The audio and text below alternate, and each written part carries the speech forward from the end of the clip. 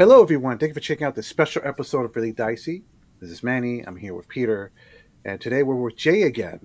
And this time we're going to talk about Tales of Menace and Mystery, a premier pulp adventure role-playing game, which you could now pick up at Drive2RPG. I believe PDF and print. Am I correct? Yes, indeed, and it's in softcover and hardcover. So um, we're really excited about that. It came out really nice. I have the hardcover right here, and that was a really satisfying flip through. The PDF is pretty gorgeous. The art and stuff. I just want to say. So I'm most likely Thanks. going to pick up the print. Yeah, I mean the thing that you got to know when you're doing things on print on demand is that the print quality is not as good as you would get from offset printing.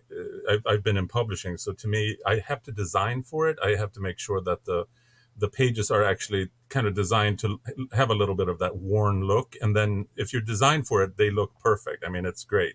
I actually had the previous game that we talked about, Draconicus, which is my fantasy role playing game. I did try to print that in a premium color, and I actually didn't like it as much as the kind of lower quality print, because the worn look is kind of part of the appeal, I think. Tales of Menace and Mystery. What is it exactly? It is a pulp adventure or a pulp action role playing game. You would anybody who's seen movies, Indiana Jones movies and things of that nature would recognize it instantly, and it's based on all the tropes of pulp fiction from the 19, well, really, if we're going to be expansive about it, the late 1800s and up to the 1950s. But this is mainly focused on what was going on in the 1930s, really. And that's a Hmm. specific type of escapism and entertainment, because this was during the Great Depression. So the publishers had to provide cheap entertainment because people couldn't afford anything else. So they went really low budget on the paper quality. That's why it's called pulp, from the paper pulp. It was really cheap pulp, and they haven't survived very well for that reason. The books and the magazines that were produced back then, because they weren't made to last.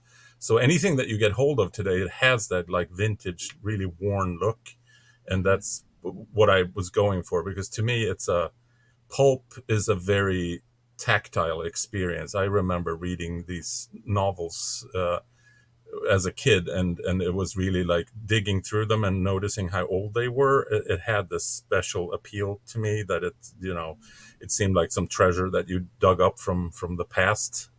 Whereas a brand new book is a wonderful thing, but it's not the same. And what inspired this exactly? Why pulp? I've always loved the genre. I mean, and it's really a bunch of genres bundled together, and I think that's also part of the Great Depression. Publishers didn't want to take a risk at being married to one genre or the other, so rather they just bundled everything in. And if you look at the movie posters and the book covers and the magazine covers from this time period, they throw everything in the kitchen sink at it and just try to include as much as they can to make sure that they're appealing to everybody.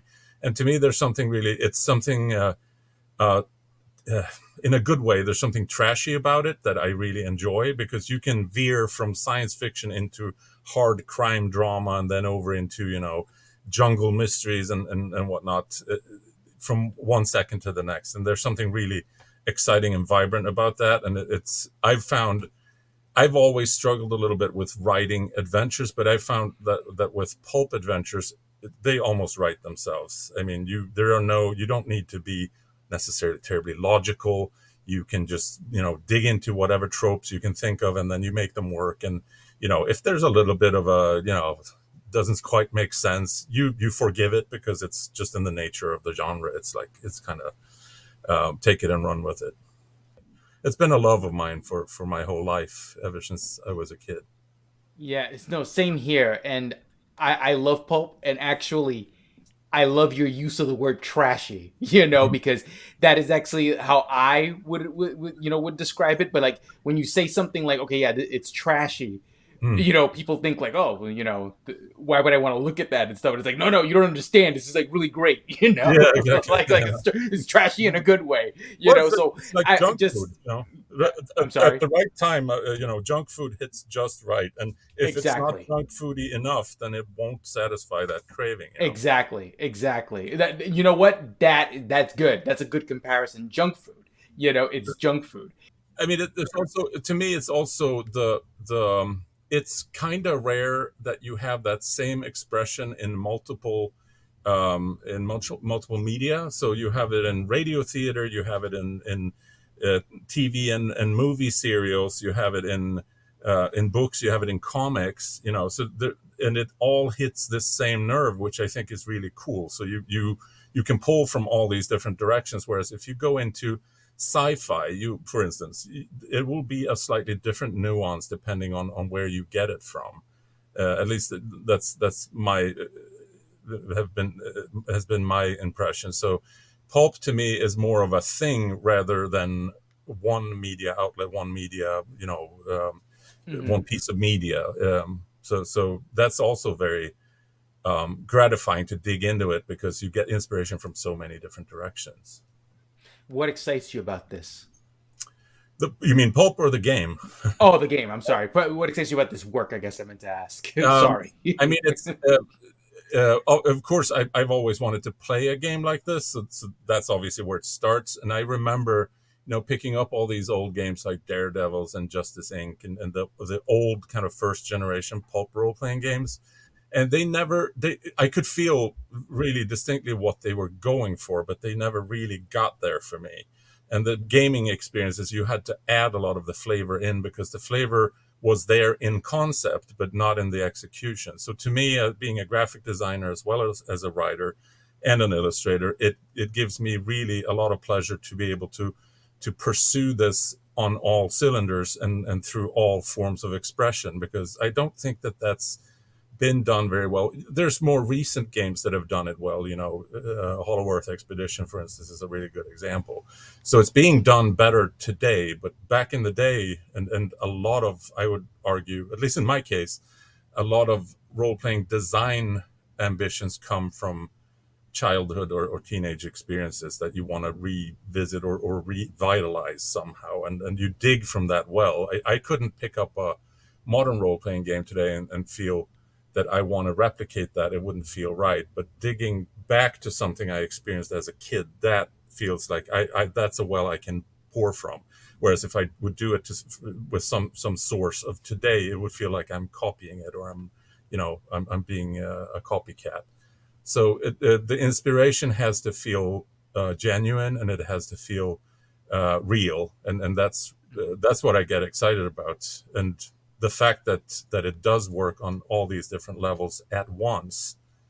To give you an example, like I mentioned, I've always struggled writing adventures for most games, and you come up against rational blockers, like rules have to work, or the plot line has to fit with whatever the general setting is, or whatever. With pulp, I found I can almost start anywhere, and in many of these cases I've just started building visuals and building together a collage, because so much of the art for pulp fiction was collage based.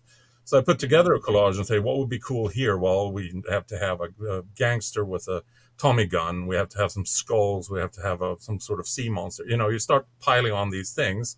And then when you're doing it, you start to think, why are these things on the cover? Why am I putting this in this illustration? And then that's when you start to think of it as, could this be a story? And that's been, to me, that's unlocked a lot of creativity in ways that I haven't been able to tap into with other games before, if that makes sense. So, a question about the setting that you created for this. Now, when I think of pulp, I think of like, crime stories, magic, science fiction, Yep. kind of like Indiana Jones a little bit, where it dabbles kind of a little bit of both nowadays. Yep. So, how does your setting work?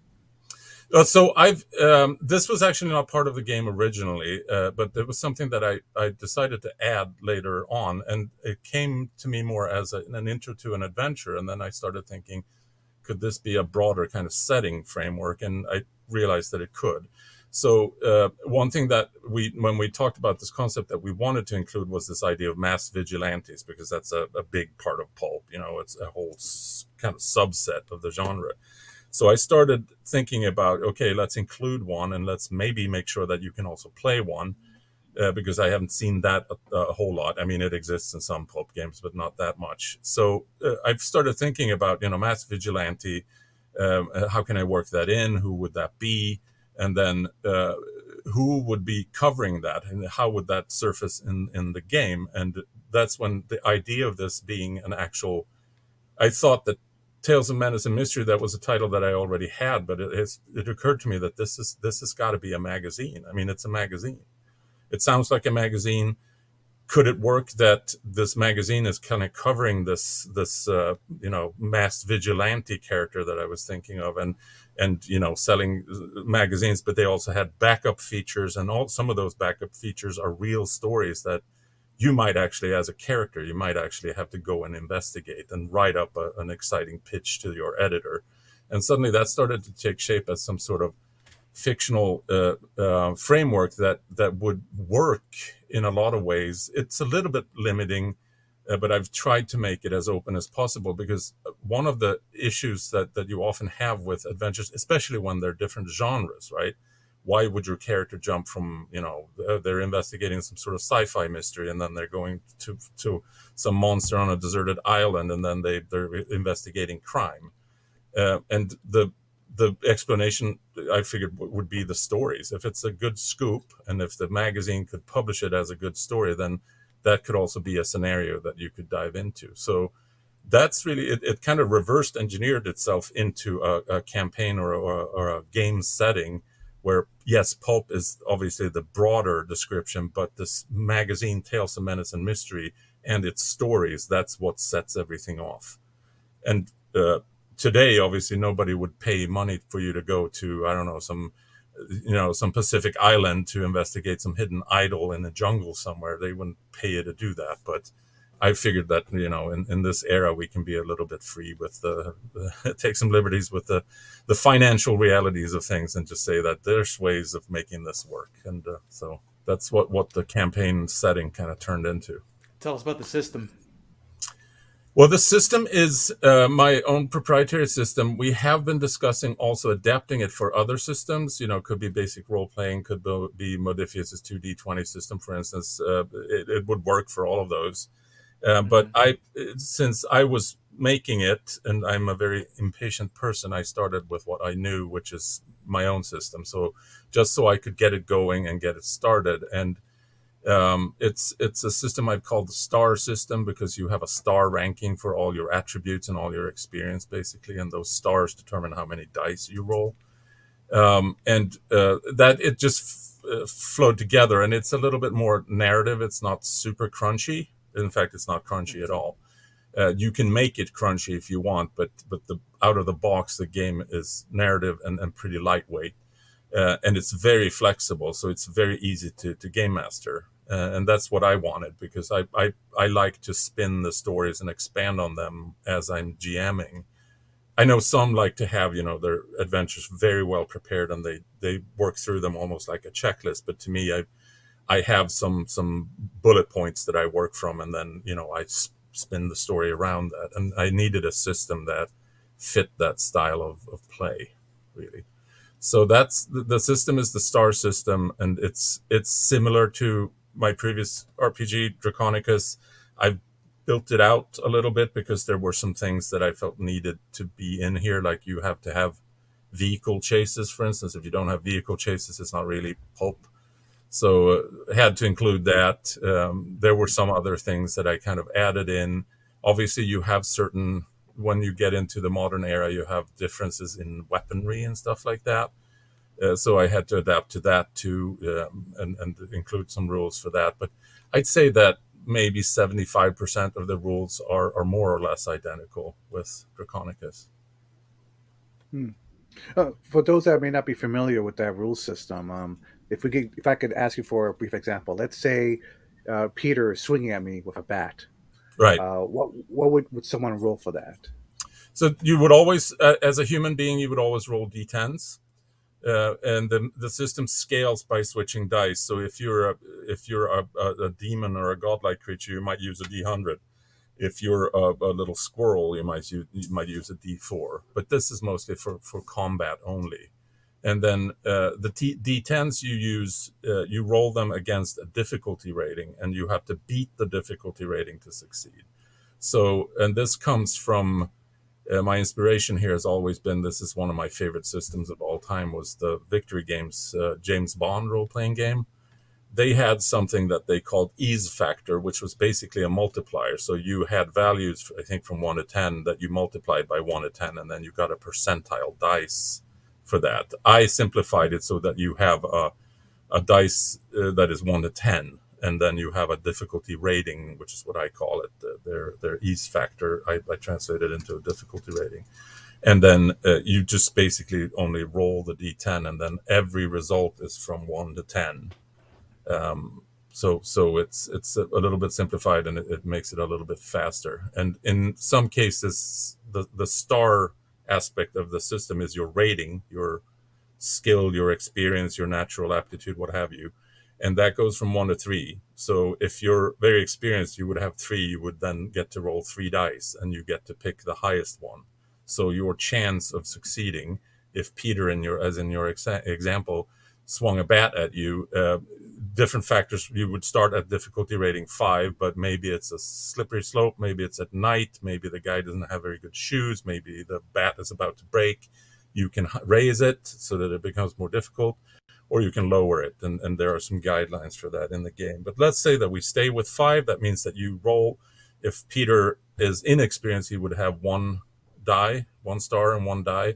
If he's very experienced in fighting with this bat, he would have 3 stars. He would roll all 3 d10s and pick the highest one. And as long as he beats the 5, the difficulty rating, he succeeds. But then obviously the defender can do things to mitigate that attack as well. So Now, it sounds like from your previous answers that you really want this game to. So anyone that running this game will have the feel of a pulp, of being in a pulp story. Now, right. do you try to accomplish that? Do like mostly like giving you like a history and information about the time period? Do you try to do Yep. so with the rules, or a combination of both?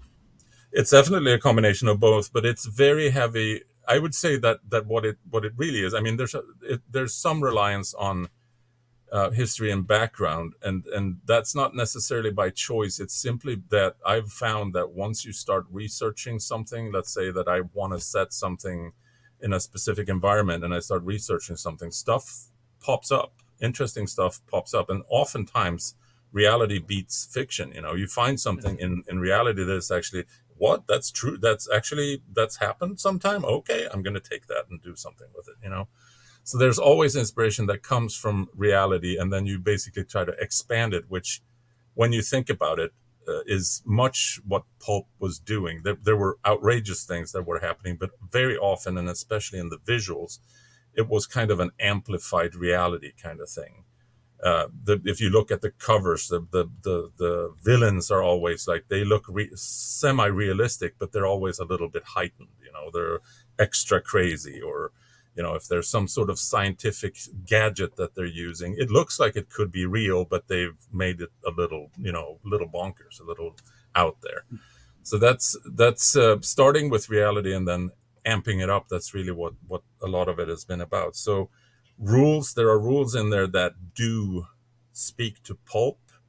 The combat system, for instance, there's hero points that you can expend to do the impossible things that you need to be able to do, because it wouldn't be a pulp game if you couldn't do virtually impossible things. It's definitely not realistic in that sense. There's obviously the car chase, or the vehicle chases. Got to have that to get some drama into it as well. So there's stuff like that in the rules. There's stuff like that is the heightened reality in how reality is presented and represented. But the biggest piece, I would say, is that I've really gone for is something that I've always loved, which is handouts. So I try to make the game extra immersive by really providing a lot of handouts. If you look in the rule book, you'll see that the story seeds that are in there, that we are now also expanding into full adventures, they basically have 1 page of story and 1 page of handouts. And the whole notion is that you should feel the vibe of the game through the handouts. They should be very they're grimy, they're torn, they're burnt, they're scratched, they're scribbled. all of this, and it's just a tactile. Again, it comes back to the tactile aspect of the genre. You guys, I'm sure you guys know the Lovecraft Historical Society. They've released things for Call of Cthulhu, and one of the really greatest things that they've released that I think is probably the best role-playing supplement that has ever been released is a huge box of handouts for Masks of Nyarlathotep. Mm. Always stumble on that one. I'm glad I'm not the only one. I'm glad I'm the only one who has problems pronouncing Nyarlathotep. that. I don't know. I'm trying it. But anyway, I have it here on my shelf somewhere. I don't know if you've seen it, but it's a gigantic box, and it has all sorts of physical props and handouts that are like, they're almost too good for the game. I love the game, love Call of Cthulhu, but I would be a little terrified of putting those out on the table because they're so good. You don't want the players to be sitting there with their chips or their cola, bottles and spill something on them. That'd be terrible. So that's really, handouts is really, and making the game immersive so that anything that you are exposed to in the game is supported by some prop or some visual that makes you feel it and not just think it. So you were talking before about like different genres within pulp, whether it's sci-fi or adventure or crime. Are you going to be coming out with like source books soon for each of those genres? Or That's a really good idea, and yes, it has crossed my mind. The thing that is stopping me, or it's not actually stopping me, it's kind of derailing me, is that it's so much fun to write adventures. So I'm going a little bit nuts with the adventures now. There's 15 in the core rule book, so at some point I think the stories are going to feel like I've tried most of what it feels like you can do. So at that point, yes, I think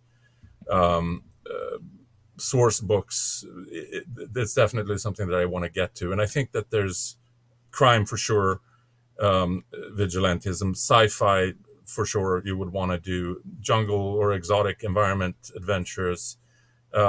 If Hollow Earth Expedition wasn't a thing, I would want to do that, but that feels like it's been done. I'm not sure I want to go there.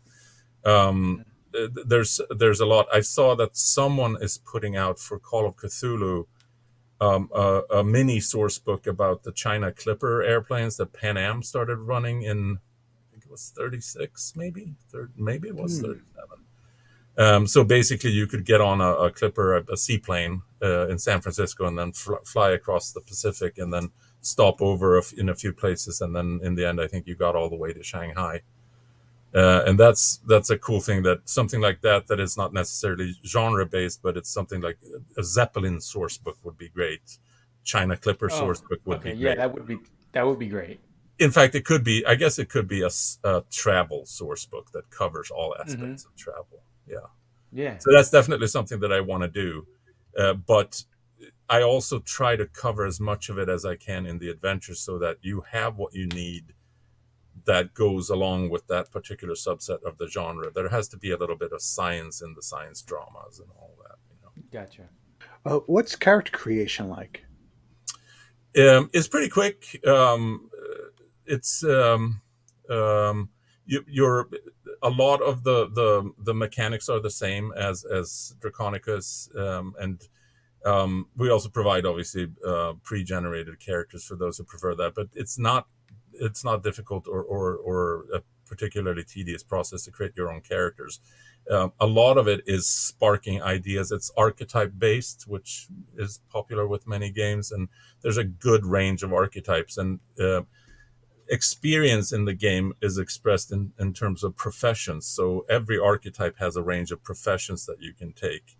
And so it goes a little bit beyond that, and it gives you a lot of support for continuing to spin the story of your character. So you don't necessarily need to feel like you're going through the motions and filling out a form when you're doing it, but rather it's throwing a bunch of ideas at you that you can then run with and try to do something with. So character creation, I would say, once you're into it, you would create a character in probably half an hour.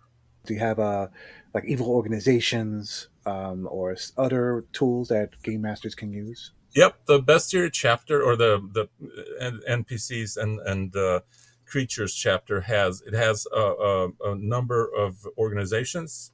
evil organizations. It has a number of NPCs, characters that are involved in those organizations for the most part, but also generics like a beat cop or a mobster or something like that, or a tribal warrior. So there's some generics in there too, and then there are a few monstrous creatures. There's a whole list of stats for regular animals, so that's covered. So you at least have some basic stats for those. But then there's a few, monsters being like a King Kong type of character and things like that. But that's something that I would like to do more of. So could definitely see a compendium that just has outrageous pulp adventure, creatures for sure. Although you do get some with the base rule book. And then one thing that occurred to me was that I have evil organizations or various types of crime syndicates and things of that nature, but I didn't really pick out an arch villain or a master criminal or anything like that. So I decided I'm going to have to do an adventure that is just based on this one master criminal character that you will then have to pursue and try to thwart their evil schemes. If I may ask a fun question, I know you've created Draconicus fantasy setting. Being that the rule system is sort of similar, how possible is it for a time and space portal to appear in 1930s and your heroes travel Very to interesting. this fantasy setting? I mean, that's totally doable. Absolutely. I mean, you could throw in a Draconicus character into and in fact, that you might have given me an idea now that might be a basis for an adventure. Suddenly, there's a Roman soldier that appears in the middle of New York, and you have to figure out what to do.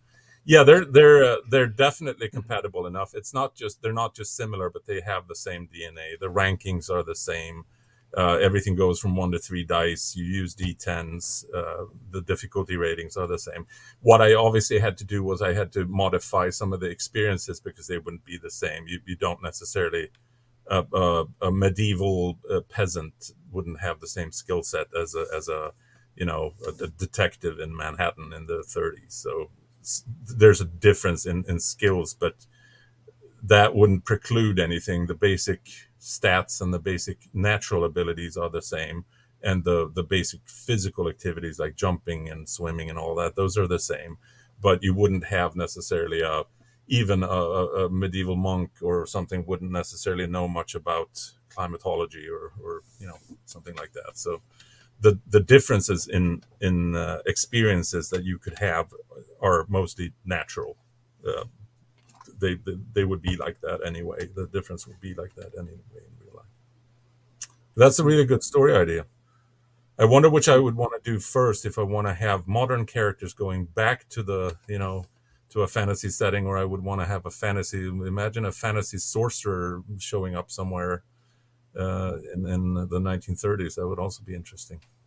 Mm-hmm. What Kind of like was a Hercules in Manhattan or something, Yeah, yeah, yeah? yeah. What really good idea. what was that DC comic in the '80s where it was a he has like a white hair, white beard, and he was from Earth and somehow went into this fantasy setting. It's killing me. There used to be a toy line, and the comic books were popular for the time. I don't remember that. I used to work for DC in Sweden actually, so I should know that, but I don't. The one thing that comes to mind though is well, there's a lot of this, but the one thing that comes to mind that was a comic that I was a huge fan of that I could do something with here, I think, was there was a mini series of the Atom, DC's basically DC's Ant-Man, and Oh yes. he shrunk and fell off a plane somewhere in the jungle, and he discovered that there was a whole civilization with miniature people there riding, beetles and insects and being attacked by birds and all sorts of stuff. That was a really cool. It's one of my favorite artists, Gil Kane, who illustrated that. Mm. I think I still have. Yeah, yeah, Sword of the Atom. I love that series because it was the I was never a fan of like heroes that shrink down. I always thought that was like, oh, okay, that's fine. But Sword Mm. of the Atom, I love. Yeah, it's like okay, who cares? Like that. But What is like he going to do? Crawl into someone's ear or something? I mean, what is he really going yeah, to do? yeah. But Sword of the Atom combined that with fantasy, and Yeah, and I yeah. think that the character at the time was dealing with a divorce. So this was like it's almost like the writer using this as a form of escapism. Yeah, Um, yeah, so it's a wonderful series. yeah. It was Um, very good. Yeah, I remember it very fondly. I think I still have it actually. so if Yeah. I may ask, I know as a designer, at least how I would do it is that when if I was to create something, I would try to find, let's say, a comic book. I would try to look for similar sources of inspiration to help craft something. Mm. Uh, when it came to design, did you go anywhere specifically? Is there any certain magazines or Um, pulp artists? yeah, I mean, some of that I had ingrained in me. I'm a huge fan of pulp art in general, and then I probably have a little bit too much of it, like art books and stuff like that. So I had a look in mind for the game already, and what works really well here is the collage aspect of it, because that means that I am an illustrator, and I could do, I could hand draw all of these things. They probably wouldn't be quite as good looking, but I could do it. It would take me probably 10 times as long as I've done here. So what I've done instead is I've come up with this like technique where I can build collages of imagery in Photoshop essentially, and then I can tweak them a little bit. I can enlarge things. I can retouch them. I can build in, like the one that you see here with the pilot there. That's an actual pilot from before World War II, but he was just posing like that. He didn't have a gun, so then I needed to go out and find a hand that held a gun, and I could kind of paste that in there and build the collage that way. You see, the plane there is placed very strategically, so you can't see where the hand is going because there is no more of that hand. You can't see any more of it. So I build these collages, and then I have these different rendering methods where I can approximate kind of a, a little bit of a movie poster style, but I can also amp up the color contrast so it becomes a little bit more saturated, and it has a little bit more of that pulp feel, a little bit more worn. You can apply a lot of filters to it, and so on. So to me, it's the process of seeing it come together is really important. And if I was to draw that myself, it would take me days and days. Like that, the cover illustration there would take me probably a week to do if I were to do it. But I did that in probably 6 or 7 hours total. And having it come together while you're working on it and really seeing it come together, that's super rewarding, and it feeds your creativity. And while you're doing that, you start thinking about it. You start coming up with ideas. So it's really the creative processes feed into each other very much. And I'm not sure if it would if I had to spend a week on each illustration. So it's a the whole lost and found aspect of it, like finding old things and pasting them together and building a collage out of it that kind of captures a vibe. That's been really a process that's been important for me to be able to do this. What's next? No, it's really getting more stuff out there, and I'm playtesting it quite a lot. I mean, it was playtested before, but it just keeps going. Basically, I think mostly at this stage, it's about playtesting scenarios and you know checking if they make sense, if there's a gap somewhere, if you need to clarify Mm-hmm. something at some point, might need to provide a few more red herrings. If you feel like if an adventure is too easy and it goes Mm-hmm. on rails, then throw in a few red herrings to make it a little bit more challenging. So it's really about um, fleshing out and making the setting come alive as much as possible. That's the Mm-hmm. trajectory we're on now. How many pages is this? The book is 180, and I think the thing that I would want to say, and I would want to give credit to my co-writers here, because the Yellow Hand, we're a creative collective, and there's a lot of guys who collaborate on this, and the collaboration there is just like the collage methodology has been very empowering for me. The collaboration has been extremely rewarding as well. There's, as you will see when you flip through the book, I wanted there to be a lot of exotic locations that you can set your adventures in, and I wanted there to be enough of it that you, as a GM, you could come up with an idea, but you didn't have to do too much of the research. You could just basically jump in and say, I want to do a scenario in Berlin. Let's just do that. So that there's something in the game there. So I plotted out, laid out the book, and made sure that there would be enough locations. Again, I go back to the James Bond role playing game. There was a book called Thrilling Locations that had a lot of those they were James Bond themed, so they were more kind of deluxe, Riviera and exotic, but in more of a secret agent, kind of vibe. But I wanted to have something similar, and had decided on a bunch of cities, and um, that was the last thing that I was going to do, and it kind of I choked on it a little bit because I felt this is now I don't know what Singapore was like in the 1930s. I don't know if I can research it. And so I just threw it out to the guys in the Yellow Hand and asked, does anybody want to jump in?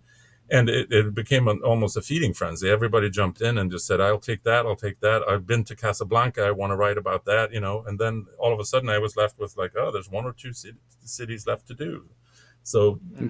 the process, I would say, is something that I would want to speak to. And I know a lot of people who are watching this are working on their own games or have worked on their own games. I think that it's rewarding to do something on your own. It feels empowering, but it's so much more fun to have a bunch of people just jump on it and kind of spitball ideas together. It's extremely rewarding and extremely fun. So yes, Tales of Menace and Mystery. You could get that at Drive to RPG, either the PDF or print. Is it available anywhere else? Not currently.